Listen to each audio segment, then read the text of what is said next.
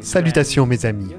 Vous savez, lorsque nous avons commencé ces messages vidéo hebdomadaires il y a quelque temps, le Covid-19 commençait tout juste à affecter nos vies et à bouleverser le monde.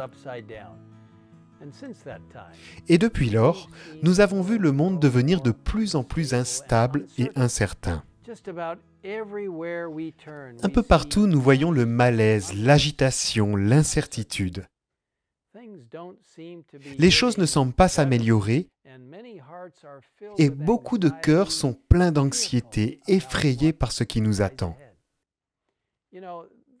C'est quelque chose qui peut nous aider à nous rappeler comment la Bible décrit les derniers jours.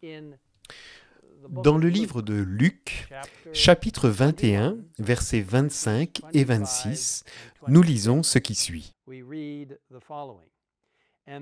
Il y aura des signes dans le soleil, dans la lune et dans les étoiles.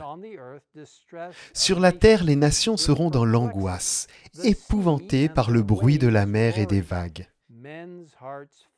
Des hommes rendront l'âme de terreur dans l'attente de ce qui surviendra sur la terre. Car les puissances célestes seront ébranlées. Mes amis, si les temps et les situations peuvent changer, la peur et l'anxiété ne sont pas des sentiments nouveaux. En regardant l'histoire il y a 2000 ans, nous pouvons les trouver sur les visages des disciples du Christ. Nous pouvons voir leur peur et leur anxiété et les entendre dans leur voix, certains qu'ils vont se noyer dans la mer de Galilée. Les choses n'avaient pas commencé ainsi. En fait, c'était une journée assez normale, pleine d'activités, avec Jésus qui enseignait et s'occupait de nombreuses personnes qui se rassemblaient autour de lui. Mais il était maintenant temps de partir et de se reposer. La soirée était calme et agréable, lorsque Jésus et les disciples sont montés dans la barque en bois. Alors qu'ils naviguaient vers l'autre côté, le lac était calme. Bientôt, Jésus s'est endormi à l'arrière de la barque. Rapidement, cependant, tout a changé. Le ciel est devenu terriblement sombre et le vent a soufflé sauvagement dans les gorges des montagnes le long de la rive est, provoquant une forte tempête qui a soudain éclaté sur le lac. Les disciples étaient terrifiés.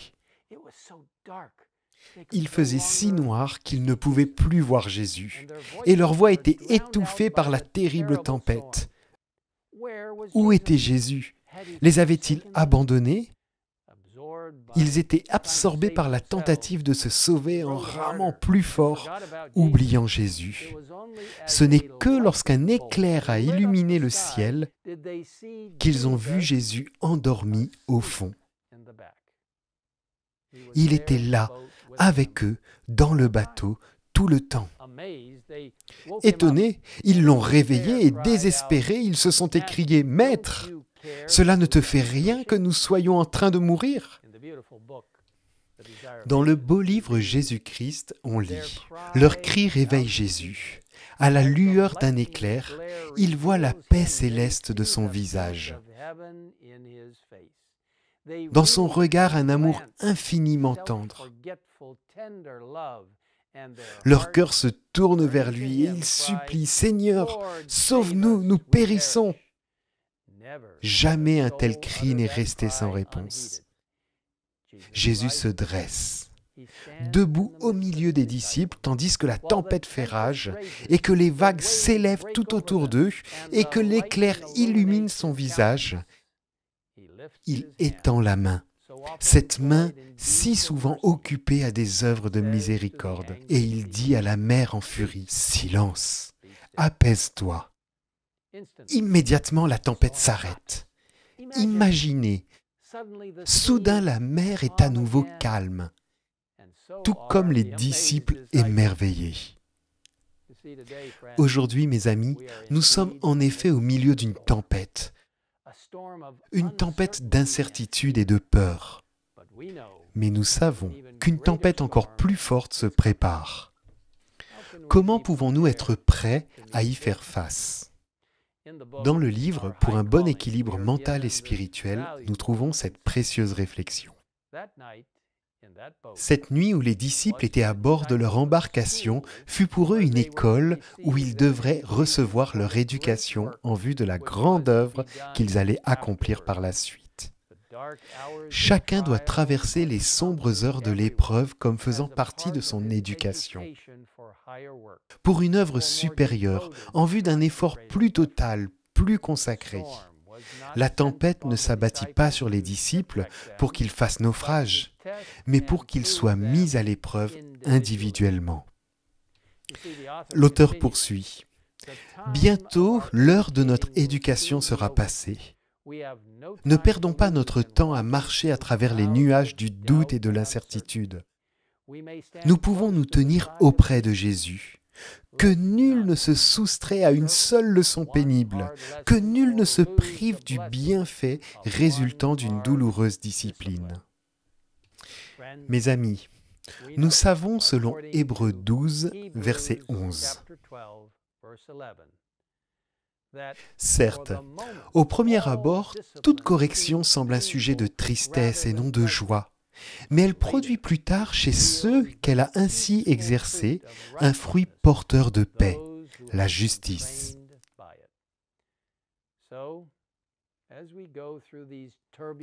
Alors que nous traversons ces temps turbulents, imprévisibles et même effrayants, approchons-nous de Jésus.